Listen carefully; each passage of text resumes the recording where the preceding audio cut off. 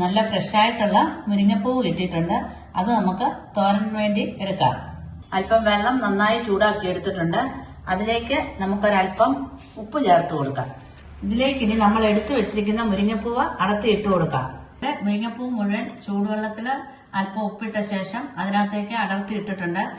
കുറച്ച് തേങ്ങ എടുത്തിട്ടുണ്ട്, കുറച്ച് ചുമന്നുള്ളി, 5-6 കാന്താരി, 2-3 കരിയാപ്പില, മഞ്ഞൾ, ഇവയെല്ലാം കൂടി നന്നായി ചതച്ചെടുക്കാം.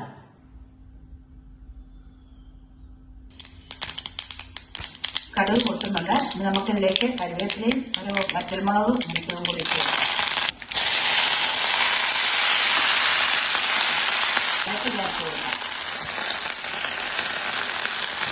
ഇനി നമുക്ക് തീ ഓഫ് ചെയ്തതിന് ശേഷം ഒരു പ്ലേറ്റിലേക്ക് മാറ്റാം.